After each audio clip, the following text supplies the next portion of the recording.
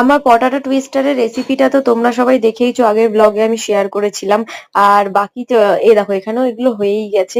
এবার বাকি যেগুলো আলুগুলো পড়েছিল না, বেশ অনেক আলু তো নষ্টই হয়েছিল, কারণ প্রথমে আমরা যখন কাটতে বসেছিলাম তখন আমরা ভালো করে করতে পারিনি, একটু মোটা ধরনের হয়ে গেছিল। তো আমি ভাবলাম ওগুলোকে নষ্ট কেন করব, বাকি যা মশলা ছিল ওগুলোর মধ্যে এমনি মিক্সড করে তারপর ভাবলাম তেলে ভেজে নি, তাই এমনি তো খাওয়া যাবে, তাই না, আলু তো নষ্ট করে লাভ কি, ফালতু।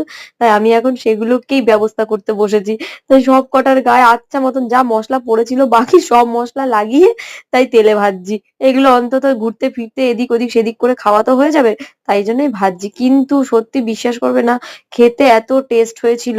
কিন্তু টেস্ট তো হয়েছিল, কিন্তু আলুগুলো একটু মোটা মোটা হয়ে গেছিল, ওই মেশিনটায় ভালো কাটছিল না, কি করব, ছাতা। সে যাই হোক, অন্তত একটু আলু চিপস তো খাওয়া গেল, এই সোর্সে অনেকদিন খাওয়া হয় না, তাই না বলো? বাকি ভিডিওটা তোমাদের কেমন লাগলো একটু জানিও প্লিজ।